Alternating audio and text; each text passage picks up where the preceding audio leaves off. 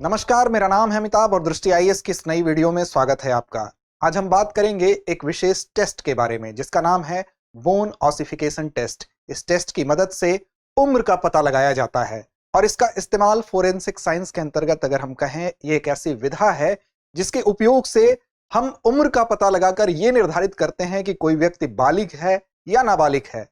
आजकल जब कुछ ऐसे जघन्य अपराध होते हैं जहां पर नाबालिग होने की वजह से जो सजा होती है उसमें रिलैक्सेशन मिलता है, तो यह इस्तेमाल किया जाता है कि सजा को कम करने के लिए नाबालिग की श्रेणी में किसी अपराधी को शुमार करने के लिए लोग दावा प्रस्तुत करते हैं। ऐसे में यह एक ऐसी तरकीब है, यह एक ऐसी विधि है जिससे इस बात का पता लगाया जाता है कि वो व्यक्ति बालिग की श्रेणी में आएगा या नाबालिग होगा। तो आज इस टेस्ट को जानेंगे, इसके सभी पक्षों को समझेंगे, आपके परीक्षा के लिहाज से किस तरह से महत्वपूर्ण है उसको समझेंगे, क्यों चर्चा में आया इस बात की भी चर्चा करेंगे। तो चलिए शुरू करते हैं वीडियो को। क्यों किया जाता है बोन ऑसिफिकेशन टेस्ट, इस बात को शुरू करने से पहले आपको बता दें कि जीएस फाउंडेशन बैच की शुरुआत, यूपीएससी के जीएस फाउंडेशन बैच की शुरुआत हमारे लखनऊ शाखा में, इसके अलावा इंदौर और करोल बाग शाखा में नए बैच की शुरुआत हो रही है, जिसमें कि आप डेट की अगर बात करें तो 18 अक्टूबर लखनऊ में, इंदौर में 11 नवंबर और वहीं पर दिल्ली की करोल बाग शाखा में 13 नवंबर से नए बैच प्रारंभ हो रहे हैं। वहीं पर हमारी शाखा प्रयागराज और जयपुर में ये बैच प्रारंभ हो चुके हैं। इससे संबंधित किसी विशेष क्वेरी को अगर आप विस्तृत से जानना चाहते हैं तो 87501 पर आप कॉल कर सकते हैं और विस्तार से इसके विषय में जान सकते हैं। चर्चा के बिंदुओं को सबसे पहले देख लेते हैं। तो बात खबर की करेंगे, चर्चा में क्यों है इस बात को जानेंगे। हाल ही में मुंबई में एक राजनेता की हत्या कर दी जाती है। इसमें जो व्यक्ति आरोपी होता है उसकी उम्र को लेकर ही जब अदालत में मामला पहुंचता है तो कोर्ट के सामने वो ये दावा करता है कि वो नाबालिग श्रेणी में आता है, लेकिन उसके आधार कार्ड में जो उम्र दर्ज की गई थी उसमें उसकी उम्र जो है वो ज्यादा थी। अब ऐसे में ये मामला ऐसी जगह फंसता है, फिर वो दावा करता है कि आधार कार्ड में गलत सूचना दर्ज है।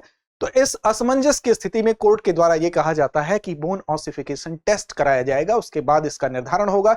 इस वजह से ये चर्चा में है। अब क्या है बोन ऑसिफिकेशन टेस्ट, इसको भी समझेंगे। इसका उपयोग कहां होता है और क्या इसकी सीमाएं होती हैं। कुछ सीमाएं तो होती ही हैं, हर टेस्ट 100% तो सही नहीं कहा जा सकता, लेकिन उसकी सीमाओं को देखने के साथ साथ अभ्यास प्रश्न की जिम्मेदारी आप पर छोड़ेंगे।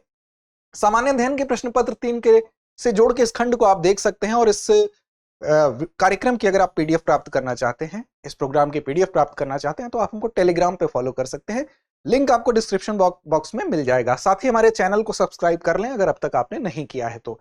बात खबर की करेंगे, ordered in Baba Siddique murder case, how bone ossification test work, its application in law. अब इस टेस्ट को ये कैसे वर्क करता है, जो कानून है उसमें इसको कैसे, इसकी इंपॉर्टेंस है, इस बात को हम देखेंगे।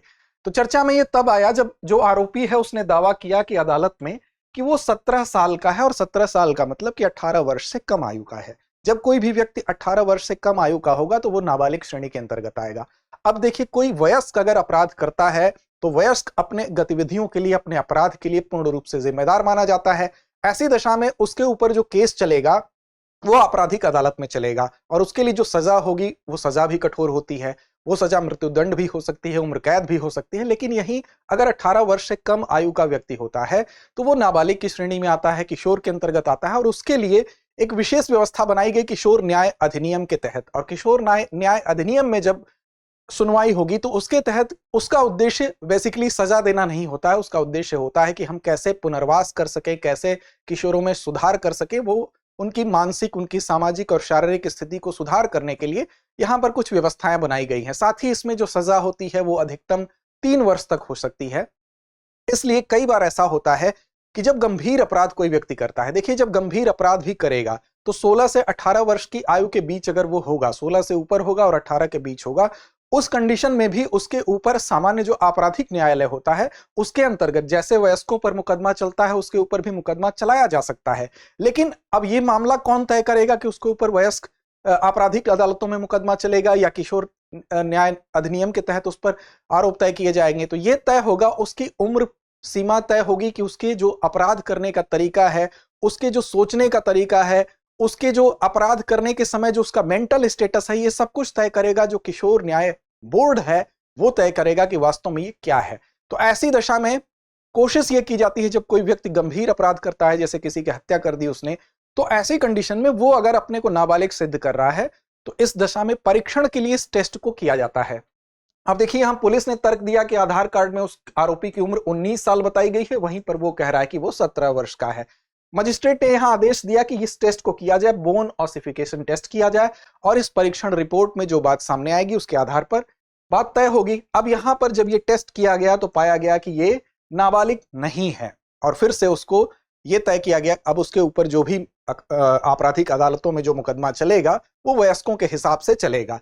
लेकिन हम समझते हैं कि इस टेस्ट से कैसे पता चलता है, तो क्या है बोन ऑसिफिकेशन टेस्ट, इसको भी हम समझेंगे। इससे पहले कि इस टेस्ट के बारे में हम आपको बताएं, आप एक बात जान जाइए कि जो जुवेनाइल जस्टिस बोर्ड होता है, किशोर न्याय बोर्ड जो होता है, वो 2015 में उसकी जो धारा 4 है उसके तहत एक संस्थागत निकाय के रूप में इसको स्थापित किया गया। बेसिकली राज्य के जो जिले होते हैं वहां पर एक या एक से अधिक भी ये हो सकता है, इसको एस्टेब्लिश किया जाता है, और ऐसे मामलों का ये निस्तारण करता है जिसमें कि किशोर कानूनी संघर्ष कानूनी रूप से अगर इस घेरे में आते हैं।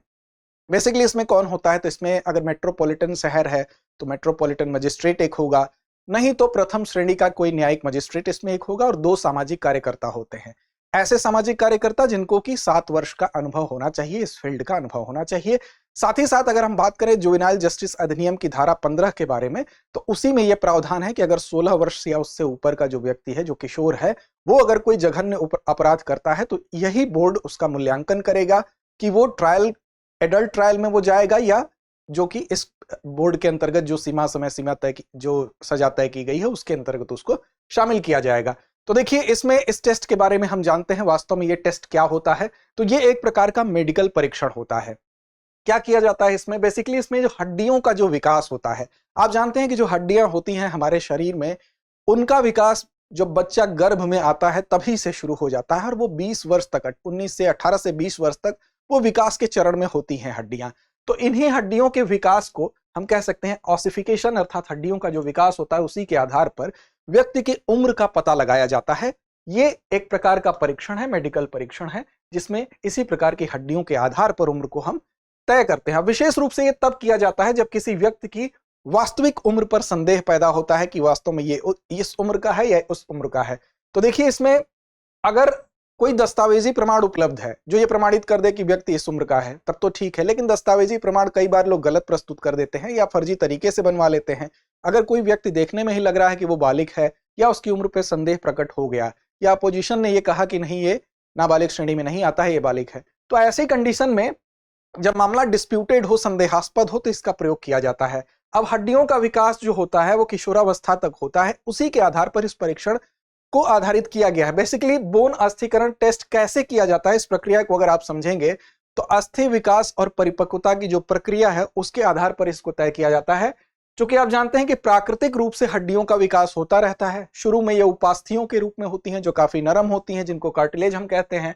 बाद में धीरे धीरे ये हड्डियों के रूप में बदलती रहती हैं, और कई चरणों में ये प्रक्रिया होती है। अब ये प्रक्रिया किशोरावस्था तक चलती रहती है, और हड्डियों के विभिन्न हिस्सों का विकास अलग अलग उम्र में पूरा होता है। जैसे जैसे हमारी उम्र बढ़ती है, कुछ हड्डियां अलग अलग चरणों में विकसित होती रहती हैं। अब देखिए यहाँ पर टेस्ट होता है, टेस्ट में व्यक्ति की जांच की जाती है, उसको एक रेडियोलॉजिस्ट के पास भेजा जाता है, और वहां पर क्या होता है, विशेष रूप से किस जगह की हड्डी का प्रयोग किया जाएगा, इसमें एक्सरे किया जाता है। और एक्सरे विशेष रूप से कहाँ की हड्डी को किया जाएगा, तो देखिए कलाई की जो हड्डियां होती हैं, हाथों की हड्डियां होती हैं, कोहनी की हड्डियां होती हैं, कंधे की होती हैं, और घुटनों की हड्डियां होती है, सब आप देख रहे हैं। इन जगहों की जो हड्डियां होती हैं उसमें विकास जो है, विकास के चरण जो होते हैं वो विकसित तेजी से होते हैं। उम्र के साथ सबसे ज्यादा बदलाव इन्हीं हड्डियों में आता है, इसीलिए इनको इसमें इस परीक्षण में आधार बनाया जाता है। ये बात भी आप ध्यान रखेंगे। अब देखिए इसमें इन पोर्शन की जो हड्डियां होती हैं उसका सबसे पहले एक्सरे किया जाएगा।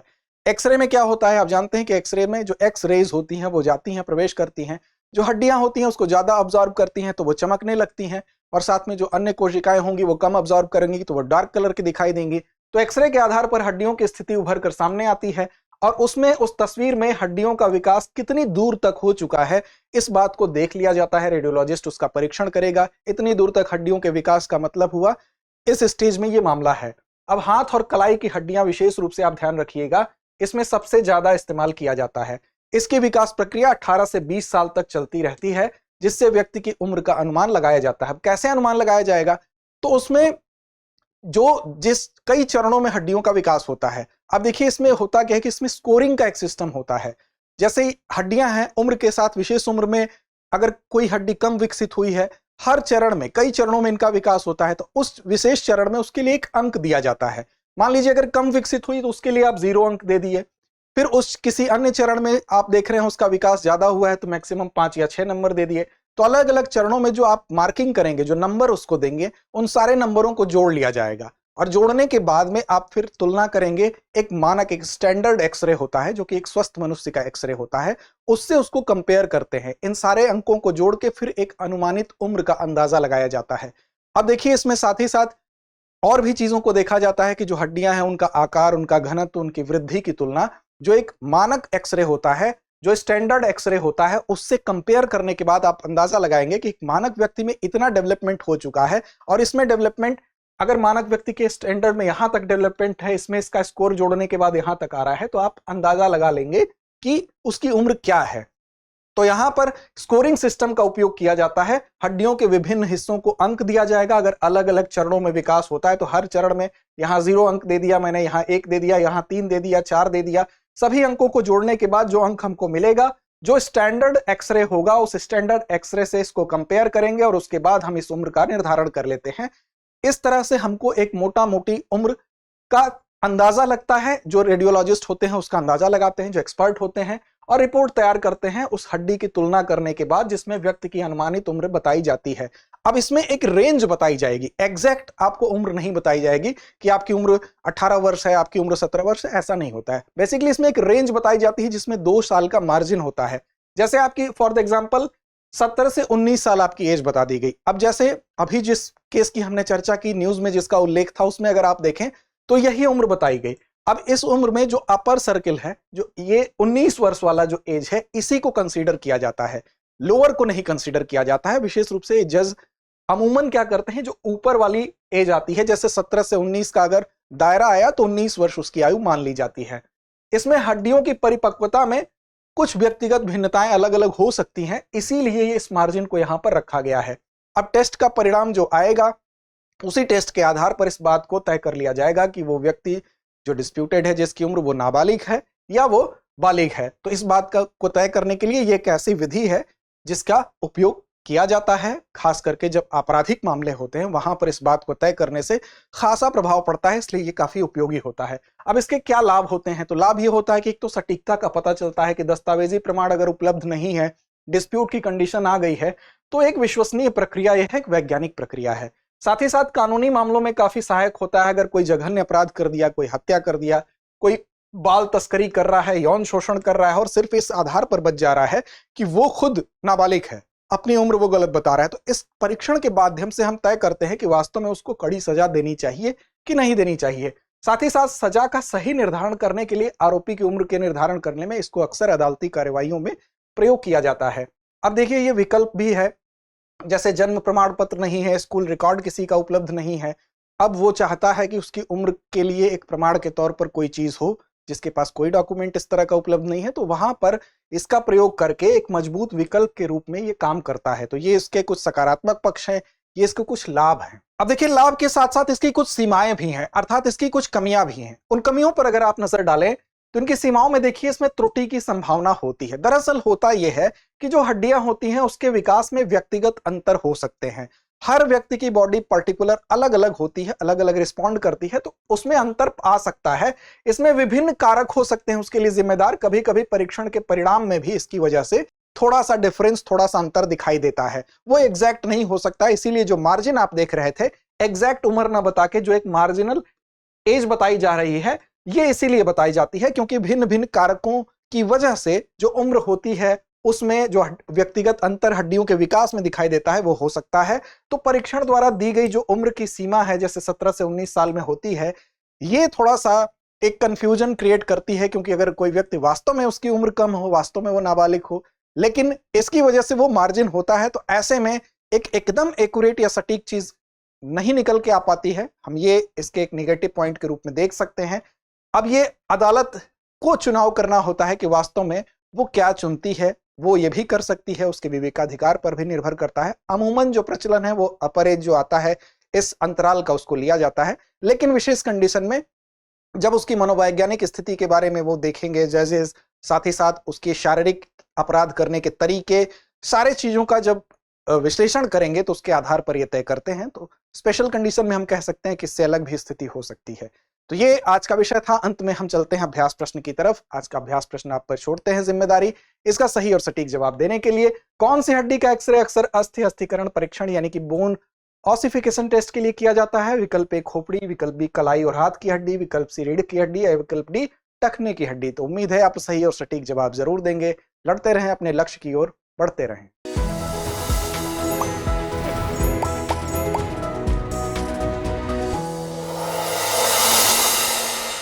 डियर व्यूअर्स, अपने एग्जाम की तैयारी को और बेहतर करने के लिए हमारे चैनल को लाइक, शेयर और सब्सक्राइब करना न भूलें।